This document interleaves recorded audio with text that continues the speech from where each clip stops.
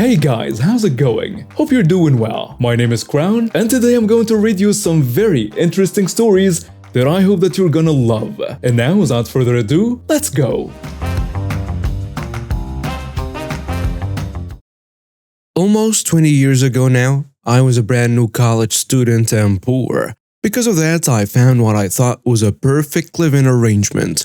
I moved in with two couples in a 3-bedroom apartment for the purpose of splitting everything 5 ways and thus be super affordable. I liked the people I was moving in with, and I figured it'd be a great idea. Boy, was I wrong. Nothing of them had credit worth a damn. So utilities and DSL were in my name. Also, the lease was limited to 3 people, even if we were planning on having more than that. The landlady was super chill and she didn't care. These apartments were really crappy to begin with. So at first everything was great, cheap bills, private rooms, no worries. I like to cook, so I did most of the cooking in the apartment. I tend to wash the pots as I go, so I didn't really realize that I was the only one cleaning the kitchen. At first, I had the master bedroom and a private bath, so I didn't realize that the shared bathroom wasn't getting cleaned. Halfway through the year, the roommates voted, and since I was the only one without a partner living there, I shouldn't get the master all to myself. I was young, and I thought that this was how things were done. So I agreed. Major mistake. Things went solidly downhill from there. I was the only one cleaning, and I would ask repeatedly for help. Occasionally, someone would vacuum the front room. Then even that stopped. At the time, my partner lived much closer to my job, so I would more often than not end up staying over there. And since I wasn't at the apartment much anymore, no one cleaned anything. The kitchen quickly became unusable, the carpets literally changed color, and there were ants infesting the couches. Cockroaches would literally scurry out of the room when the lights came out. It was vile. I wasn't there much, and when I did come home, I went straight to my spotless room.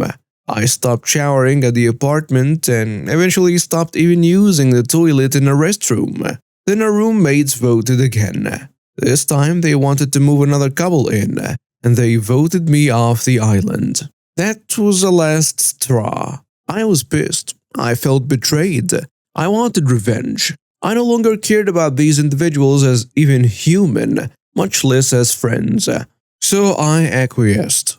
I quietly agreed to move out, and later that night I went through and took photos of the apartment. Every room but mine was utterly filthy, and it was painfully obvious that I had been the only one taking care of the place.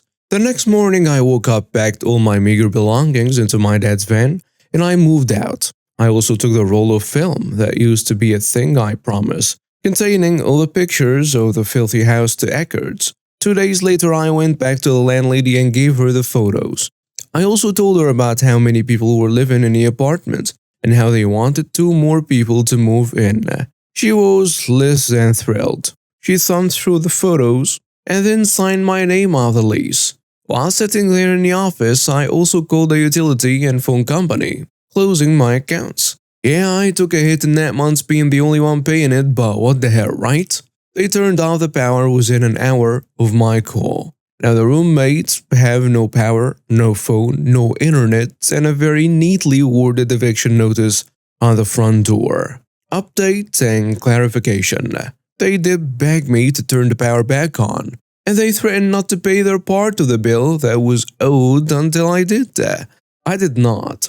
They could not cough up the $400 deposit they needed to get it turned in their name, and I was out $100 or so in the money they owed me for my part of the utility/phone bills. I did not get my security deposit back from the landlady. It was part of my agreement with her. She let me out of my lease. I signed over the $120 or so to her without a claim. All in all, I lost $220, some pots and pans that were so gross I didn't want to clean them, and my own place to live. But I did not get evicted or have to live in filth anymore. They lost their home and most of their furniture. The furniture was lost because it was filthy and rotting. I heard that one of them moved back in with their parents and stayed there for almost a decade. Another got someone pregnant, and they were living in a crappy trailer on her dad's land out in the middle of nowhere. I don't know about any of the others. I know the eviction went through, but I don't know what the monetary cost ended up being, though I did hear that one of them was whining about the monetary judgment against them. Their credit was terrible, so it could have been the eviction or other creditor. I have no idea. This all started several years ago during my parents' divorce, but the revenge took place this November. Backstory. Growing up, my father, who's an emotionally abusive piece of crap who got off of religious authority and controlled every aspect of our lives. We were kept so isolated and made to fear the police/CPS to the point where we thought it was normal. After I went off to college, my little brother started pursuing stuff my father didn't like, and my father started beating him, unbeknownst to my mother and I. When my brother threatened to tell my mom about this, my father kicked the then 15-year-old out of the house. My mother was understandably horrified by this and tried to get my father to see sense, at which point he started hitting her. Long story somewhat short, I got my mom out, my brother went to live with friends, and divorce proceedings were started. It was nasty. No one wanted to go to the police. Father was friends with the local small-town cops, and thankfully my jerk sperm donor agreed to a no-fault divorce. While my mom was cleaning out her stuff from the house under the watchful eye of her amazing co-workers, she found my father's discharge papers. This is where the plan started. You see, my father spent his entire 25-year marriage telling everyone that he was a Special Forces vet who had been awarded the Purple Heart and Bronze Star, which were both coincidentally destroyed in a house fire along with all his uniforms and paperwork. But here were his discharge papers, and they clearly stated he was given an other than honorable discharge after 4 years in a motor pool. Not wanting to be seen as a vindictive ex-wife, my mom quietly took the papers and didn't tell anyone for years after my father moved away to a new state to join a militia. When she finally told me while tipsy this past year, we hatched a plan. Over the next few months, we snooped on social media to make a list of his former and current employers, family, major friends that we knew of, and his new church. She enlisted our extended family and my college friends from all over the country. In November, we each purchased Veterans Day cards and wrote out messages such as Stolen Valor, Motor Pool, Pretender, and so on. Everyone attached a photocopy of the page listing his discharge, and then we sent him on the same day from the nearest major cities with a return address listed as his current church. They arrived on or around Veterans Day from Atlanta, Orlando, Washington, D.C., New York, St. Louis, Kansas City, Seattle, Portland, L.A., Houston, Ontario, London, and Edinburgh. Immediately, my mother was inundated with calls, emails from people who had no idea and couldn't believe he would lie like that. They were sorry for not believing her/my brother. My jerk dad sent a nasty email implying horrible things if he ever could prove my mother did this, which she forwarded straight to her lawyer along with the nasty letters from his more vocal supporters. Now, most people in our hometown look at her as the battered spouse who walked out with her head held high. My little brother has no idea we did this. He didn't want anyone to confront my father, but later told me he got a random call from our old pastor apologizing for kicking him out of the church over my father's lies. And I can finally sleep well at night with the knowledge that his reputation is in shambles by our hands. Revenge truly is a dish best served cold. This isn't my pro-revenge, but my father's, who escalated his pity revenge to all-out professional. Years ago, my neighbor was trying to sell his house during the fall, and he was selling it for incredibly more than it was worth, almost 6 figures higher. To make the property seem worse that figure, he would wake up early in the morning and take a leaf blower and blow the leaves past his front lawn into our backyard and then some, making it seem like his front yard went all the way to our driveway and also included our beautiful tree older than all the homes in the area combined. We never had a backyard fence because his kids were my age and we'd all be playing on a swing attached to that tree together. We were all cool. My dad wasn't too keen on this because he didn't want to get in a property dispute with a new owner, so he found the official property lines and guess what? His front lawn ended about 3 feet from his house. So my dad bought some little sticks with orange ribbon and hammered them into the ground to show where the actual property line was. Next day they were gone, thrown into the woods that surrounded us. My dad fetched them, nailed them back in, and knocked on the door asking him to cut the crap. Next day gone, once again, with a passive-aggressive note on our door. My dad is a rather intimidating guy when frustrated, and he was apparently too scared to be confrontational. The note was saying that we needed to just be cool with it and let him do his scam so he can sell the house. My dad then decided to up the ante and went to a hardware store and bought 4 12-feet iron rods. Took out his ladder and used the backside of an axe to nail it about 8 to 9 feet into the ground, and then watered the grass or did something so it couldn't just be yanked right out. So now, there were just 4 ugly rods poking out of the lawn with bright orange ribbon tied to the top.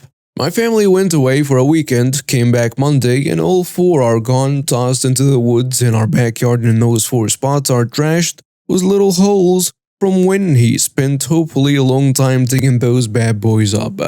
Obviously, my dad was furious and he just silently stood there for about 20 minutes with a burning rage deep inside, and our entire family could see him scheming. He turned around, hopped back into the car, and disappeared for hours, only to return with a tow truck coming behind him.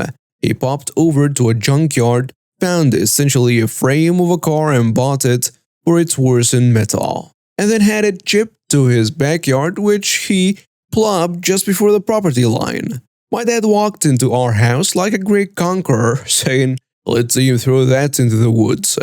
The neighbor showed up later that afternoon, followed by prospective buyers who just stood in his driveway, gawking at the junker 4 feet from the house. He tried to brush it off, and as soon as they left, he came over just yelling about how he was going to call the cops on us and Home Association for depreciating the value of his property, to which my dad said, "Sure, go ahead, and I'll let them know about what you've been pulling for the past few weeks."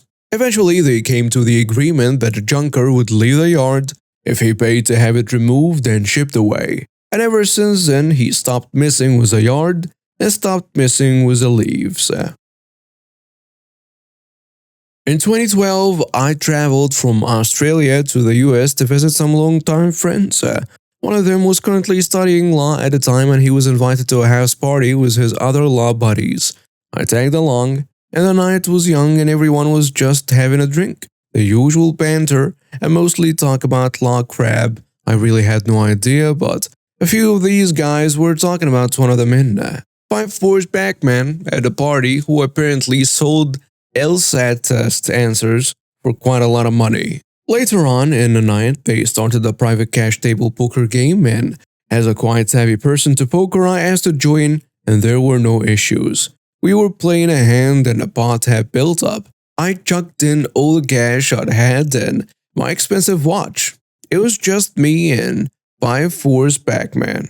There was $5,000 in the pot, and I had a 4 of clubs and a 2 of clubs. The river card had just come down, leaving a pair of 2s, a pair of 4s, and a river card being a king. I had a full house. I was very positive I'd win. But when it came time to reveal cards and I revealed my hand, the 5'4" Pac-Man I was playing against laughed and revealed his hand. He had pocket 4s, giving him 4 4s, which didn't make sense because there were only 4 4s in the pack and this pack had 5. So basically, I've been playing and I didn't have my blue eyes white dragon. In a small outrage, I announced he was cheating, to which he took the entire pot and said, "What are you going to do about it? Our place, our rules." To which all his mates gathered around him and I'd just been left short out of cash. I was then kicked out pretty quickly. My friend that I came with caught up with me and apologized and said he didn't know that would happen. But I had another idea in mind. Early in the morning, I got up, left the place we were staying, and made my way down to the local payphone. Called the closest law school I could determine and anonymously tipped off that a person by the name 54's Backman had been boasting about selling LSAT test answers. I provided the address we went to. The call was short, and I went back to the place I was at and then flew home a few days later. About 3 weeks later, I got an email from my friend that I visited in America saying that 54's Backman had been arrested for suspected selling of answers to the LSAT tests. 6 months later after that, it was apparently found that he was a liar, and what he'd been selling people was just absolute rubbish answers to the apparent test. He was kicked out of the house he was in and apparently poor as hell, roaming the street. I don't know if he got any criminal charges. This is a story from my high school years. Now, before I write anything to my American readers, before you start explaining the law to me and calling my story fake, I want to emphasize this is Africa. We have rules, we have laws. But unless you're murdering someone, they are really more just guidelines to follow than anything else. Heck, what am I saying? I know a guy that had his friend stabbed to death in a pub. The stabber got set loose, was about $28 bail and just never appeared in court again. So murder really isn't that big of a deal either. So a brief backstory. They are not really crucial to the plot, but it paints a nice background.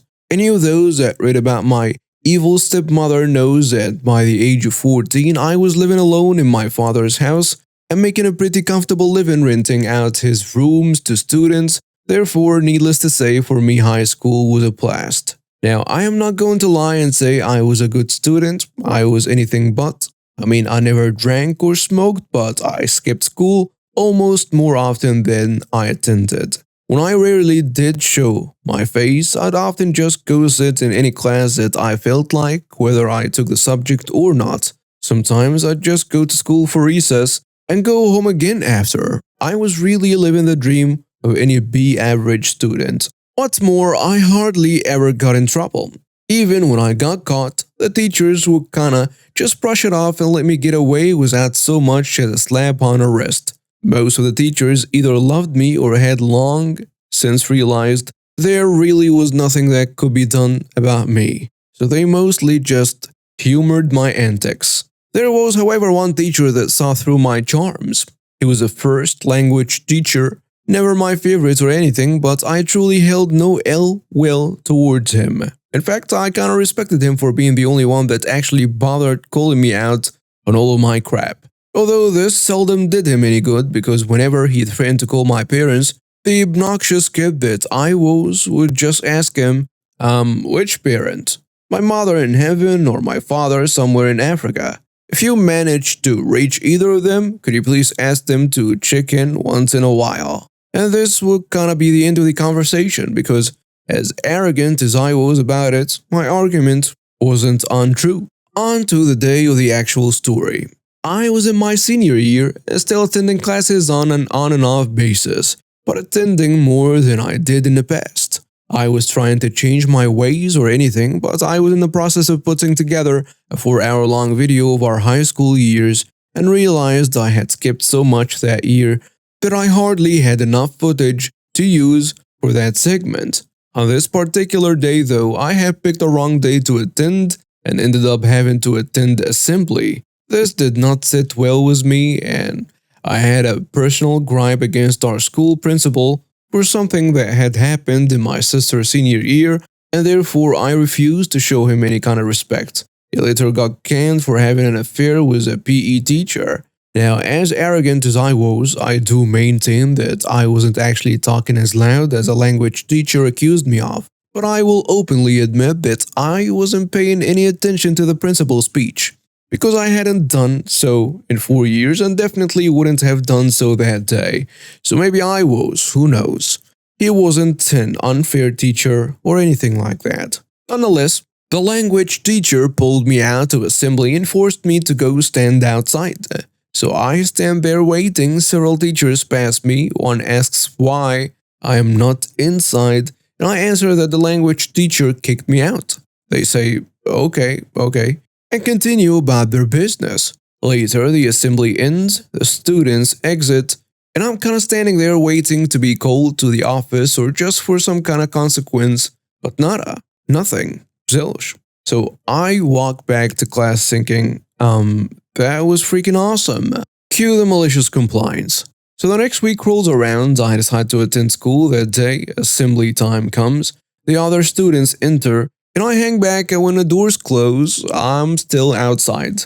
I hang around again, later a passing teacher again asks why I am not inside, and I once more answer that the language teacher sent me out, and she again walks away without saying another word. The next day I do the same thing, but this time instead of hanging out where the teacher told me, I just take a leisurely stroll outside, getting fresh air and an extra long recess, while the other students are stuck inside that boring assembly. A week later I got extra ballsy and invited a friend to try it out with me, and he agreed. And when the bell rang for assembly, we both just hung back while the other students entered the building. So now I actually had company for this extra long recess. This was like the best discovery ever. Needless to say, I never set foot inside the assembly hall again. I wish I could say the same for my friend, but after 2 weeks, he had grown paranoid and started attending again. Chicken. I would have loved to have ended this story by saying that the language teacher eventually caught me, and I could have told him that he was the one that sent me out, but that moment never happened. Even though I was in the wrong and I knew it, I still would have loved that argument. Just a brief epilogue. The language teacher actually ended up marrying one of the girls in my class. Yes, I thought it was weird too, but he wasn't that much older than us, and I was very close to her sister. So him and I had a nice chat at his sister-in-law's wedding, and I apologized to him for being a jerk back then. So we're cool today. Not mine, but my cousin's story she recently shared with me. Background: my cousin, her wife, and their 2 kids lived in a rented apartment along with 5 other resident units in a European country. It's not completely upscale, but it's definitely not slum. And it's a really beautiful place. And by lived I mean that their landlord decided to evict as many residents as he could, so he could renovate and bump up the rent by 3 times. Pretty crappy. This all occurred starting back in September. Now Scumlord, as my cousin passionately called him, he tried to keep it a secret, but another tenant, who did work on the apartments for a reduced rent, found paperwork when he was fixing a broken window at Scumlord's residence, a very nice house, and he shared it with the other residents because that paperwork was drafts of eviction notices for random things. Example: pictures of the residents of apartment 3 have been leaving garbage in the hallway. According to my cousin who lived in apartment 3, they kept finding bags of garbage outside their door. Not theirs, but ones full of fast food takeout and very unsettling magazines. My cousin is vegetarian. She and her partner try not to eat takeout. It's definitely not their garbage. But back to the story. Basically, my cousin, her partner, and the other residents came together in their courtyard and realized that their landlord was faking these sorts of things to get them all evicted, with photographic evidence. None of them were very happy, especially since one apartment was apparently being rented by couples who just had their first child. Another held an elderly couple who had nowhere else to go. 3 families, including my cousins, who've been living there for over 10 years, and a maintenance guy who couldn't find anywhere closer to work and didn't have a car. And rent prices were already skyrocketing. These guys literally had nowhere else to go. Of course, they found this out while Scumlord was out of town, so they couldn't confront him. As they were stewing over this, my cousin's partner, let's call her Allie, had an idea. She and my cousin had been planning to repaint their living room because the paint was peeling. As Scum landlord had said in email, paint it. He didn't specify how it was painted or what color was used. Allie suggested that they all get permission to repaint their places. act in horrendous ways, then move out quickly. Everyone except the older couple jumped on board, which, as my cousin explained to me, they didn't want to start the fight in a losing battle. The older couple later managed to move into a retirement community that one of the families found for them to go to. Anyways, the rest of the residents agreed to it. The scumlord was sent email requests for repaints, and he basically said go for it in each one. I guess he thought he could get free paint jobs done from them. So while juggling their normal lives, my cousin's family and the other 4 units all have to find new places, start packing, set up everything for the painting, and repaint their walls. My cousin decided to be extra vindictive and buys a crap ton of black paint, along with varying neon colors. She and Allie then painted on as many layers of black paint that they could, after using primer of course, in every single room.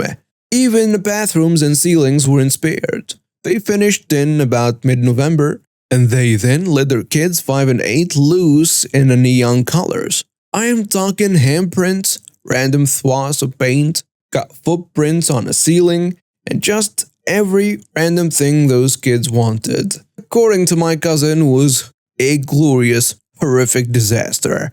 She told me there was even a butt print, though she could have been exaggerating. She didn't know what the other places were like, only hearing that maintenance guy painted rainbows everywhere, that the family in apartment 5 had just thrown different colored paints on the walls at random. Thankfully, they, cousin's family, managed to find a place before Christmas which was smaller, but it was in a good area of their town. They sent their move-in notice and booked it. 2 weeks later, after they settled in their new place, Scumlord was blowing up their cells. He was pissed by all the new looks. He then wanted to sue them and threaten court. Cousin and Allie obliged. Court day came and Scumlord actually had a lawyer and was suing all 5 of the former resident families at once. He claimed a whole bunch of crap, including all the reasons for the evictions. Maintenance guy destroyed them, provided proof about the fake eviction evidence. Apparently, some of the garbage included receipts from Scumlord's own purchases.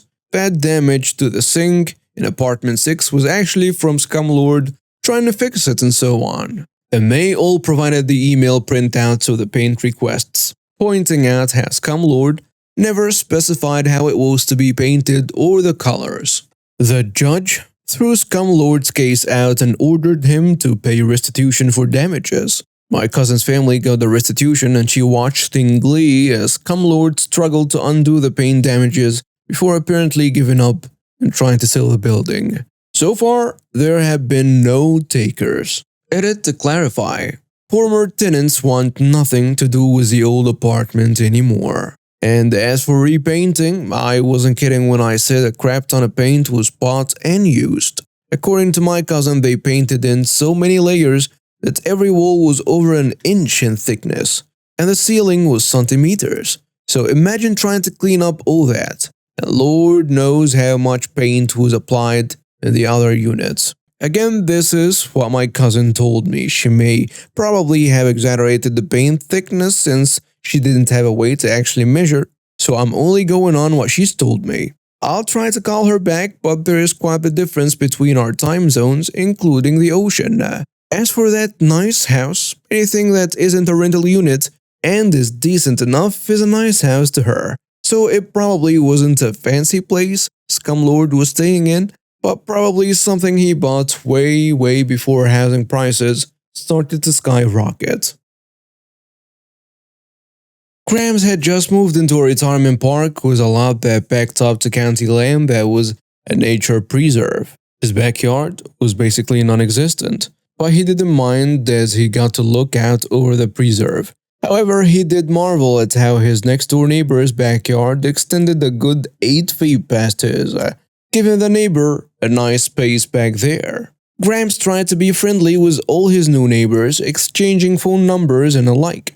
And one day he noticed the next-door neighbor was putting down expensive pavers that extended from his back door all the way to the old fence posts that designated the preserve boundary. Grams watched the neighbor yank the 3 rickety fence posts, out of the ground and moved them back an extra 2 feet into the preserve before bounding them back in.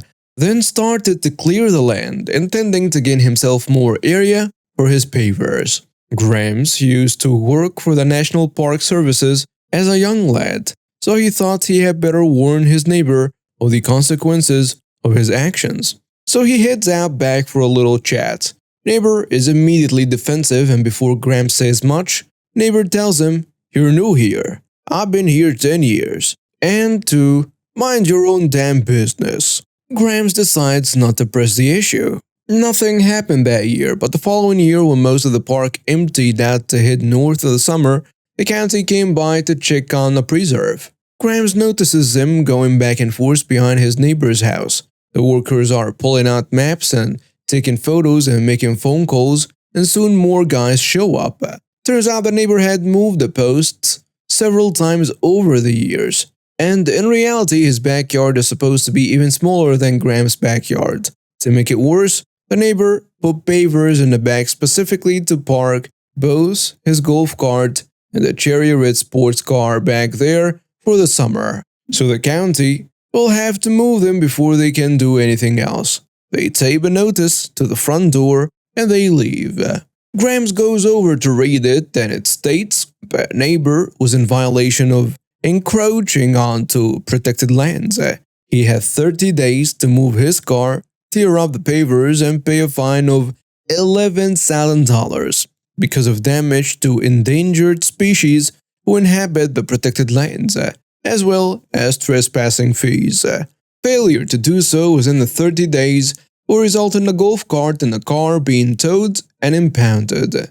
Pavers will be dug up and carted off at neighbor's expense, and the fine will increase for every additional day past the deadline. 30 days comes and goes, so a week after that, Grams has quite the show, as first the car and cart were towed.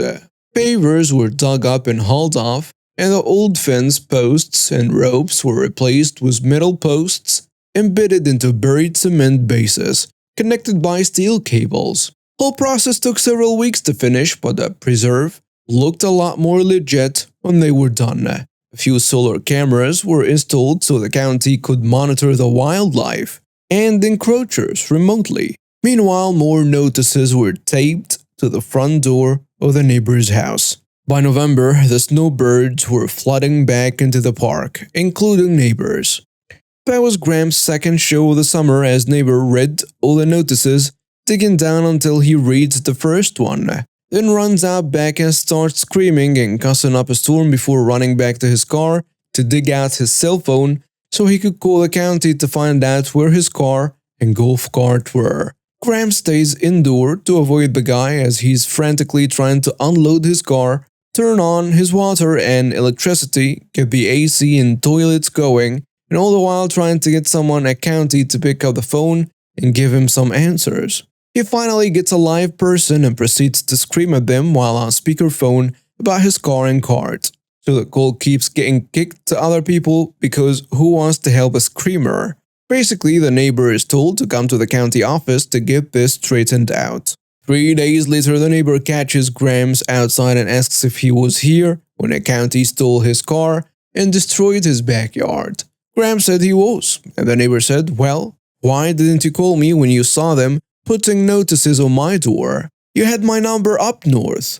Grams said he had thought about doing that, but figured the neighbor would prefer him to mind his own damn business. So he decided against it. This happened last summer. After watching some YouTube videos all night, I was reminded of this and thought some people might get a kick out of this. I'm a waiter at one of the nicest restaurants in my hometown.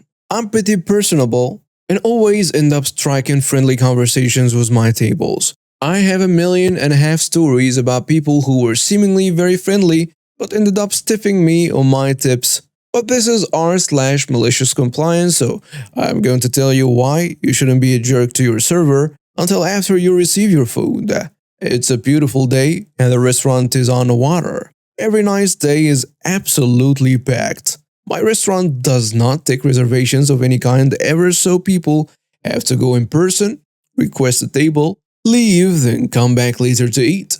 Normally, locals understand and expect this. There is no problem. But we are a tourist town. When newcomers try to get tables, there is always trouble. This is important in a second. Now I am swamped. I have had my section full for the entire day and hadn't had time to go on a single 5-minute break since the start of my double shift at 10 a.m. It's now around 6 p.m. A couple lands at one of my tables in a corner and they are already upset because they had to wait to get a table after a new girl had tried to take a reservation for them over the phone and they had to be called back and told they had to come in to reserve a spot. I nod to them, acknowledging that I see them after I notice them glaring daggers at me as if to say, get your butt over here right now. I was dealing with a particularly crabby table at the time. Any server reading this will know the type. Every freaking time you come back, they need something else. They ask for ketchup, you bring ketchup. Then once you're back, they ask for refills on drinks. You run and do that, and then they need salt, and they want to order more food and blah blah blah. Now at this point, there are two things you need to understand. One, they had sat around waiting for a table for over an hour before being sat.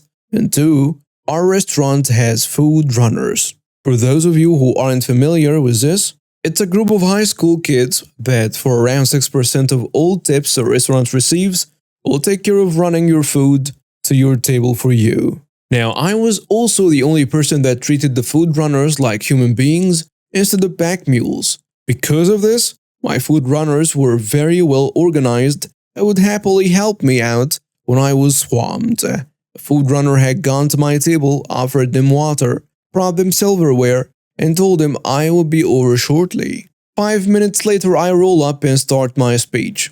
Hello, my name is Gray, and welcome to the restaurant. Sorry for the wait, as you can tell, I am really busy, but the man cuts me off. What's your name? He asks condescendingly. Gray, I reply. Gray, he starts up again. Why is this the first time you are coming to the table? We've been here waiting for over 45 minutes. They had literally gotten there no more than 8 minutes ago and thought I hadn't noticed them walk in. You are by far the worst waiter I have ever seen. You should have greeted us and walked us to our table. Another lie, as I saw the hostess do this like she does for every other person that eats here. Now, I was already having a bad day and I was on my second part of a double shift that I knew would go well past midnight, so I was having none of it. This guy goes on to insult my posture, my accent, my clothing, I am wearing a uniform by the way, and a myriad of other things. At this point, I'm staring straight through him, not listening to a single word. Finally, he says, "We want another server. Now, you should be fired for your incompetence." I smile. He would not have asked for that. He basically just gave me the green light to screw up the rest of his evening.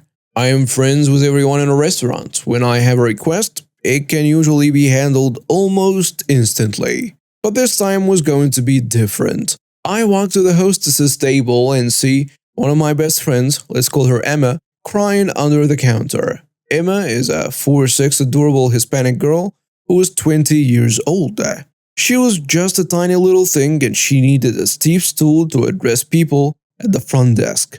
She had a cabinet that she could literally sit in and take naps, and she was in there crying. I gave her a big hug and asked her what was wrong. She said a couple had chewed her out for 10 minutes straight, but how terrible she was. And guess who it was? My freaking table. I asked her if she wanted some revenge, and she said hell yes. I told her to take as long as she could, but apparently I was not good enough, and they wanted a new table. She smiled. She knew what was going to happen. I told my water buddy, John, that Emma was going to send him a table in an hour or so and went back to work. That couple watched 3 tables sit down, order their food, eat, pay, and leave before they even got to order. They sat and wanted the entire time just to try and stick it to me. The look on their faces as I happily and efficiently took care of all the tables right in front of them was just priceless. Since they were not my table anymore, I did not visit them once. After they were moved, ate, and left, I asked the waiter that took their table how they were. He said they were very polite and patient with him. I think that will be the last time they treat waitstaff so horribly.